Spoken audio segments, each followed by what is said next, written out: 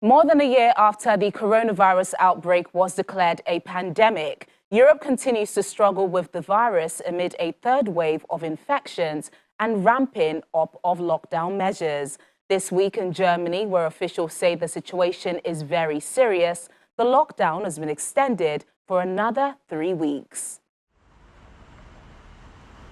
After reopening schools in late February and allowing hairdressers and some shops to resume businesses in March, Germany has prolonged its partial lockdown into April as new cases surged to more than 13,000 a day on a rolling 7-day average.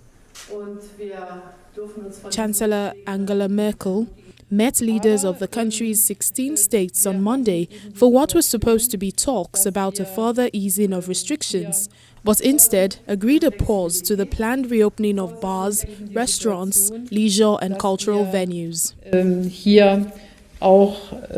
This year, we've been on a very difficult journey, a journey that has had victories, but also setbacks. But we must not let ourselves be disheartened by the setbacks. We're in a race to get vaccinated and to feel its effects as soon as possible. And for us, there are now two main strategies, caution and flexibility.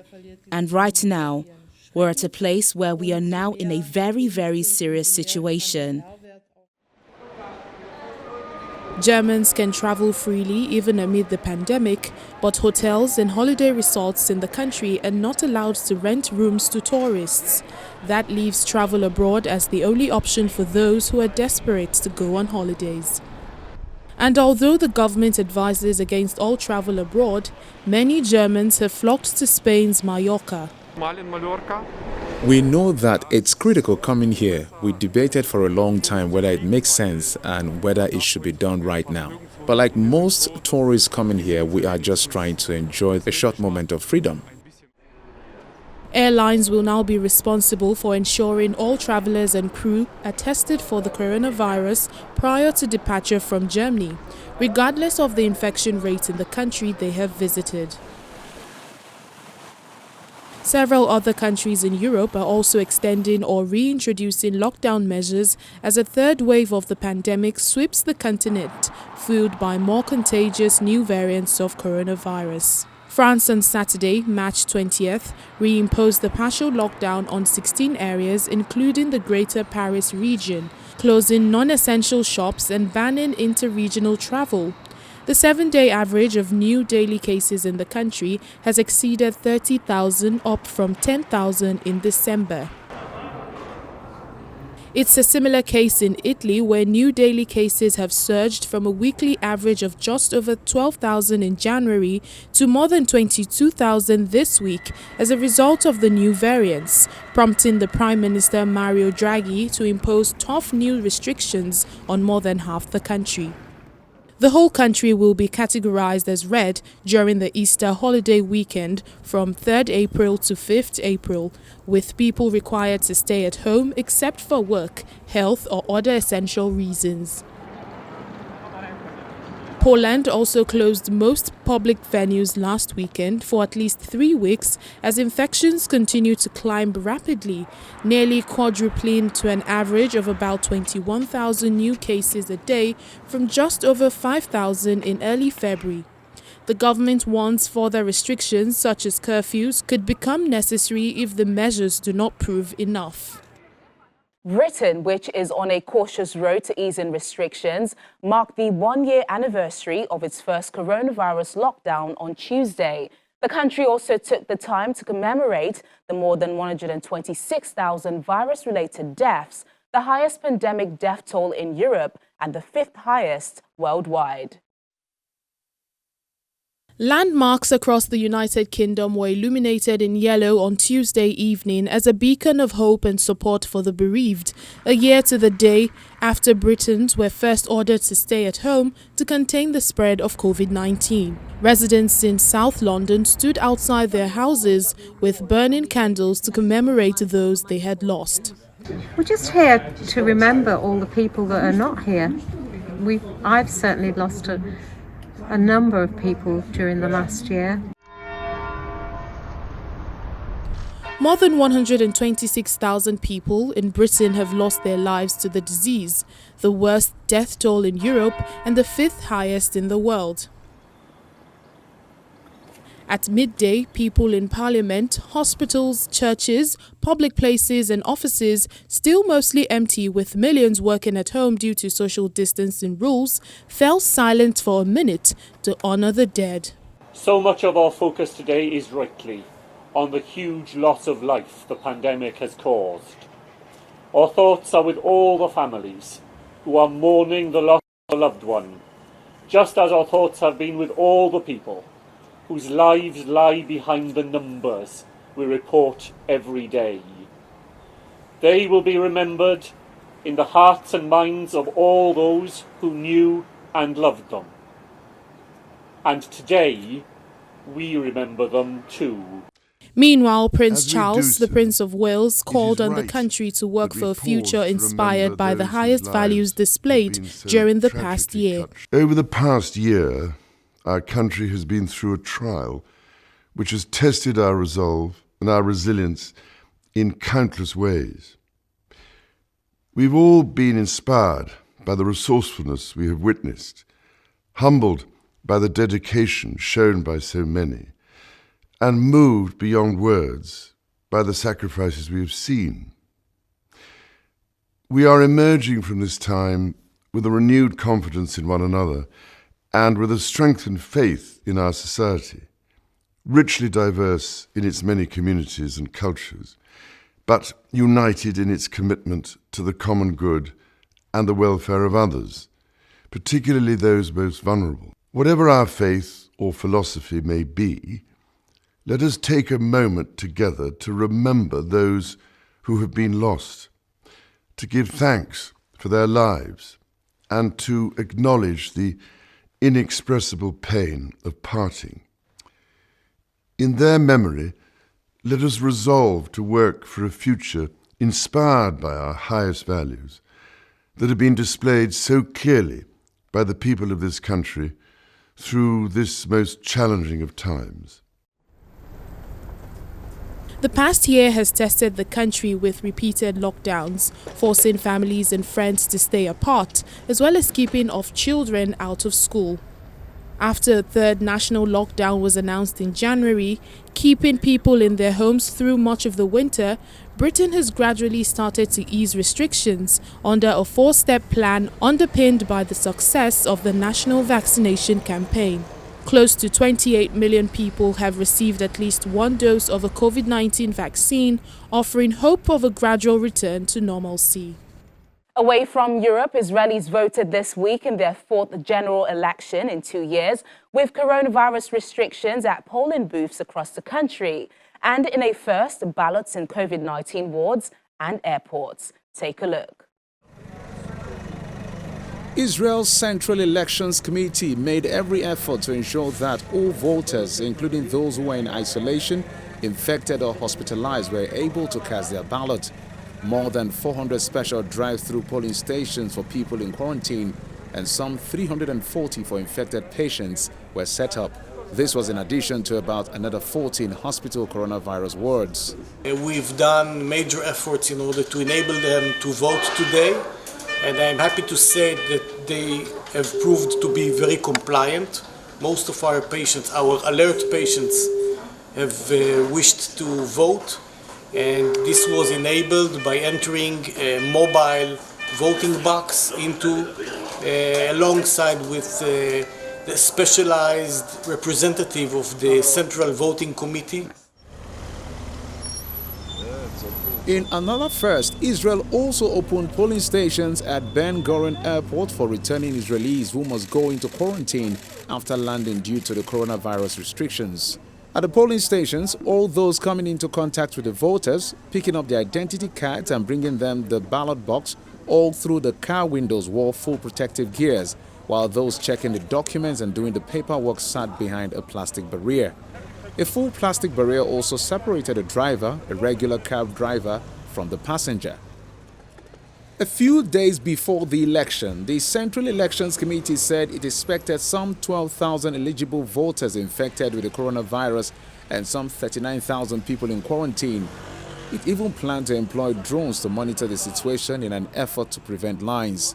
However, with COVID-19 cases plummeting, there were only 6,700 infected voters and 22,000 voters in isolation. By 4:30 p.m. local time, only 1,200 infected and 1,000 people in quarantine had employed the special rights provided in cooperation with Get Taxi, a popular transportation app. Israel began its vaccination campaign last December and is the leading nation globally for the number of doses per head of population. More than half its population have been fully vaccinated, making way for the government to ease a strict lockdown and reopen the economy. To other stories now, let's head over to South Africa, where many Nigerians are on a very long waiting list to collect their passports after being processed for renewal. The problem is a lingering scarcity of passport booklets. The Nigerian Immigration Service has announced backlogs at all passport stations for the 32-page passports will be cleared in a week. Channels Television visited the Nigerian Consulate General in Johannesburg to see if anything has changed. Wednesdays are usually passport collection days here at Nigeria's Consulate General in Johannesburg, while thousands have been captured or processed for their passports and many more still being captured. There are just no passport booklets, and it's been like that, leaving many on the waiting list. And it's been a frustrating journey for many Nigerians in the country, some of whom have to travel from far-flung provinces to get here to get one. It has been a nightmare. December 30, 2020, I went to the OIS, which is the agency that captures your details, to pay, and they gave me a date of January 18, 2021. I have since gone there to capture for 2 months. No communication at all from the embassy, nothing. And there are so many people like me. People are frustrated, they're angry, they're disillusioned, they're really, really frustrated. It's so painful not to be able to get your passport, because a lot of people, their permits depend on it. A statement from the Nigerian Immigration Service promised the backlog will be cleared in a week, but thousands have been affected in months of waiting. Because of the COVID restrictions, people were not able to come up till the restrictions were lifted sometime in August or thereabout. Yeah. Okay, as soon as that restrictions was lifted, we had a flurry of applicants coming in at the same time. So the request was enormous. I think that contributed to the large number of requests that we've had between that time and now.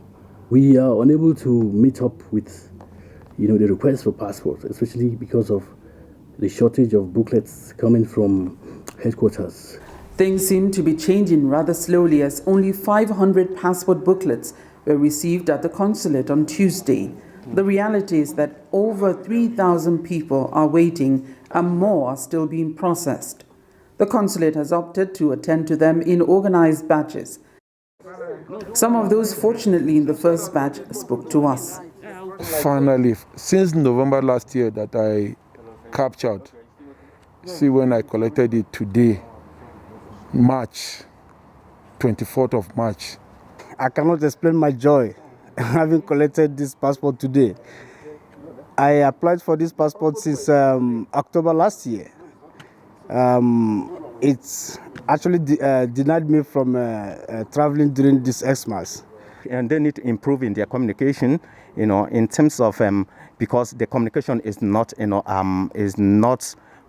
suitable with a lot of people. The shortage is not limited to this place, but you can also see that we are faring better than some other missions around the world among those foreign-based passport stations. This is because we have also always received consideration from headquarters in Abuja, because we have impressed upon them the fact that we cover the equivalence of about 9 countries because of the vast nature of the SADC region and the fact that we have a large number of Nigerians living in this place.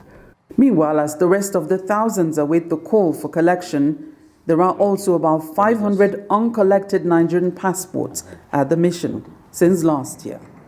From Johannesburg, South Africa, Betty Dibia for Foreign Dispatches. When Foreign Dispatches returns in just a moment, 2 mass shootings over the past week in the United States spurs discussion about gun control legislation in the country. Please stay with us. Thanks for staying with us on Foreign Dispatches. Stepping into the familiar role of grief counselor for a traumatized nation after a mass shooting left 10 people dead in Colorado, U.S. President Joe Biden on Tuesday called for tighter gun control measures. The second deadly mass shooting in a week has put new pressure on President Biden to deliver on the gun control promises he made as a candidate. On Monday, March the 22nd, it happened again. A mass shooting in America. This time, a gunman killed 10 people at the Boulder, Colorado grocery store.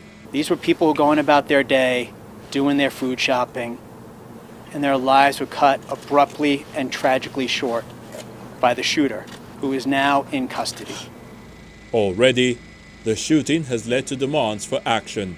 It has been a horrific 24 hours of hearing from family and friends who are devastated by what happened and also terrified that this is the new reality. Gun violence is a pandemic within a pandemic. We know about 50 million guns were sold in the last year, many of them to people who live in states that don't require a background check or training or permitting. And so I'm truly afraid that the gun violence we're seeing, not just mass shootings, but the daily gun violence we see in our communities, is going to increase in the coming weeks and months. President Joe Biden, who took office in January, faces an uphill battle in winning congressional passage of gun-related measures he pledged during his presidential campaign. The United States Senate, I hope some are listening, should immediately pass the 2 House-passed bills that close loopholes in the background check system. These are bills that receive votes of both Republicans and Democrats in the House. This is not and should not be a partisan issue. This is an American issue. It will save lives, American lives, and we have to act. We should also ban assault weapons in the process. The United States has the world's highest rate of civilian gun ownership. Over 19,000 people were killed in shootings and firearm-related incidents in 2020. Any effort to move the United States toward greater gun control has historically been difficult, with its fellow Democrats in favor and Republicans largely opposed. The mass shooting in Colorado came just 1 week after a 21-year-old man was charged with shooting and killing 8 people at massage parlors and spas in the Atlanta area. 6 of the Atlanta victims were Asian American, and their killings revived concerns about a jump in hate crimes against Asian Americans during the COVID-19 pandemic. The Atlanta and Colorado shootings are among at least 7 mass shootings in the past week across the United States, including 3 incidents last Saturday alone. Flags at the White House were at half-staff until sunset on Monday to commemorate the Atlanta shooting victims. They flew at full staff for a few hours on Tuesday morning before being lowered again to mark the Boulder killings. Meanwhile, thousands of people continue to join rallies across the United States to denounce anti-Asian racism. Protests have taken place in major cities, including Washington, D.C., New York City, as well as Atlanta. Enough is enough. Shocked and angered by the Atlanta shootings that killed 8, including 6 Asian Americans, people of Asian descent in the U.S. have shown loud and firm solidarity at rallies across the country. We have lived in the shadows, invisible, overlooked, stereotyped, and relegated as second-class citizens. And now, in the wake of a violent and brutal shooting, white America is still trying to deny our humanity and existence. A 21-year-old white man targeted 3 Asian businesses, driving 40 minutes from one spa to another, passing other adult entertainment businesses. But he shot and killed 8 people, 6 of them being Asian women, at close range, in the head. No matter how you want to spin it, the facts remain the same. This was an attack on the Asian community. A 21-year-old man has been charged with last week's murders at 3 spas in and around Atlanta. Investigators said the suspect, who is white, suggested that sexual frustration led him to commit violence. But political leaders and civil rights advocates have speculated the killings were motivated, at least in part, by anti-Asian sentiment. They were ordinary people living their ordinary, hard-working American lives with ordinary, loving families and friends. 6 of them were Asian women who thought nothing of working 12 hours a day to take care of their children and their families and put their children through school. They were gunned down just because they were Asian, just because they were women. No one goes around shooting at innocent people just because he was having a bad day. The Georgia killings prompted police departments across the country to step up patrols and visibility in Asian American communities around New York City, Chicago, Atlanta, and San Francisco. Hate crimes against Asian Americans rose by 149% in 2020 in 16 major cities compared with 2019. Nearly 3,800 anti-Asian hate crimes were reported in the past year during the COVID-19 pandemic. Civil rights advocates have connected the rise in incidents to the COVID-19 pandemic, which originated in China. Some Americans, including Republican former President Donald Trump, started calling the coronavirus the China virus, the China plague, and even Kung flu. And finally on the program, a long-dormant volcano in southwestern Iceland fled to life recently, spilling lava down 2 sides in that area's first volcanic eruption in more than 800 years. As a result, thousands flocked to the site to catch a glimpse. Let's take a look. A closer look at an environmental phenomenon. Scores of people descended on the area near an erupting volcano in Iceland's southwest to study, film, or just enjoy the natural phenomenon. Here at this most beautiful thing that I have seen, this volcano, we are just making that people are safe and trying to let people have distance from the lava. Good equipment, be in good clothes. It's cold in Iceland, it's hard to walk here. The wind can change at every time, so you have to think about gas and stuff like that. Like we are now with the wind from this side, so the gas is going there, so we're safe.